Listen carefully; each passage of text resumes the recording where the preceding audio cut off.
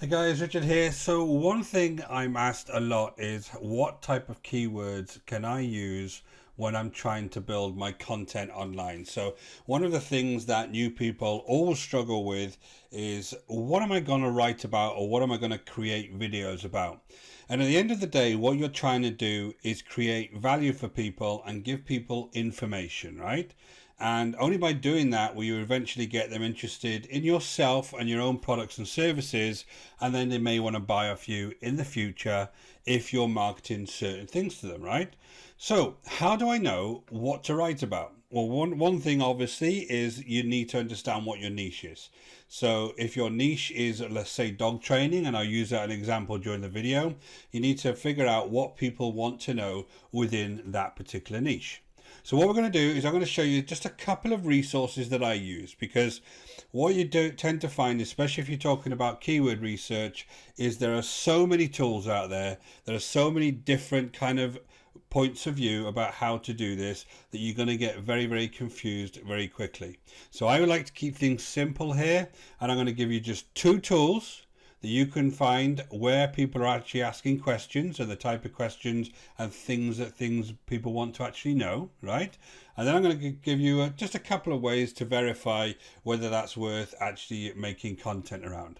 But one thing I need to tell you here is when you're deciding what type of content to actually build, you need to just go with it and publish that content and move on, and don't get hung up on specific kind of search metrics that may stop you actually building that content, because that's one of the things that stops a lot of people. They're trying to find the perfect keywords and they never actually get the content done. So let's jump inside. I want to show you Answer Socrates first, and then I'm going to show you a site called People Always Asked. And these are two really, really good resources that you can find out what people are actually trying to search for online. Okay, so I jumped over to Answer Socrates. Now, Answer Socrates is a site that I use quite often, and basically you're trying to find all of the questions around certain topics, and all you need to do is put a topic in that is around your niche, and you'll find all the different questions being asked around that topic. So if I just come right down to the bottom, what it's doing is it's taking the most frequent asked questions of things like Google Suggest. It's also asking questions from Google Trends, and then lastly it's featuring the questions from People Also Asked, which is a second site that I'm going to show you. Now, the reason I'm going to show you that site as well is because that has got one hell of a lot of detail on that particular site, and it niches down and goes deeper and deeper into each of the questions. So again, it's good for overall research. So if I just come up here and I'll show you an example of this, all you need to do is put some kind of trend or topic in here. So I'm just going to put dog training in here, and I know this is going to be a massive topic. So if I just use the words dog training, it'd be very, very hard for me to ever kind of rank for any kind of keywords for that particular topic. So what you need to do is figure out, can I make content around that topic on slightly different keywords? Now what this does is it gives you all of the different questions that are being asked. So it's got 115 questions here, and it's relatively the same format on all of the different topics that you put in. So what you wanted to do is see what kind of can, should I, how, those types of questions are being asked. And each one of these is a potential topic for your content. Every single one of these you could write some form or do a video on some kind of content for these. All you need to do is go through and look at these and do research on each of these individual topics, and this could be something that you go ahead and write your content on. So it's got all the different questions. Then it's got questions that are related to kind of in the past, so 10 questions there, such as when and was. Then it's got comparison type questions. So if you want to do a comparison video or a comparison blog post, these would be good topics for you. Then it's got prepositions. So this is talking about more specific topics. So you're talking about, say, dog training for aggressive dogs, dog training for worse for a very specific area. Then you have the letter method. It's a very, very similar thing to the alphabet method I always talk about in YouTube, where you put your main keyword in and you follow it by an A, then follow it by a B, then follow it by a C. And what that does is it gives you all of the different search terms that are actually being searched for within YouTube, for instance, and that gives you a whole bunch of keywords as well.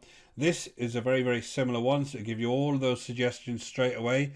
You know these are being searched for because they're being taken from Google data. So this is our live search terms. And then lastly, you've got some queries. So if people want to know dog training near me, dog training classes, that kind of thing, you could use these if you were advertising specific services. So you can see here, this is very, very powerful and a great way to get thousands and thousands of ideas for your content. Now, if I wanted to go into this a little bit deeper, what I could do is I could take this and actually go over to my second option, which is people always asked. Now I'll put all of these links in the description below so that you can see them, but I could actually go ahead and search for this in people always asked, and this is completely free. You get 1,000 searches a month, and basically you just come in here and search by region, and then it's going to give you a huge amount of keywords and keyword ideas just by coming over to this site. So you can see here that my main keyword is here: can dog training help with aggression?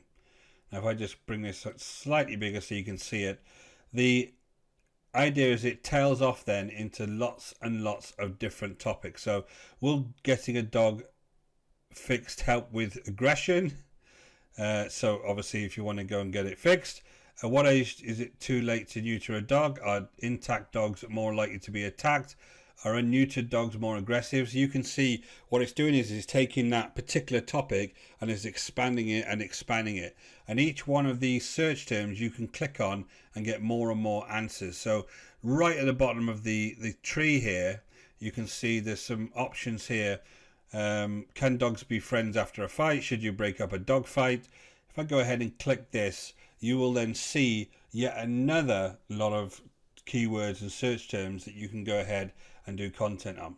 And you look there, should you break up a dog fight? And then you got all of these other different topics that are springing off this one keyword. So you can go deeper and deeper, and you have so many options here to write content on, guys. Absolutely thousands of topics that you can go ahead and research and then do your content, do your video, and then move on to the next one. Now the next step is I can go ahead and look at each one of these questions and decide whether it's going to be useful for me to actually write content on.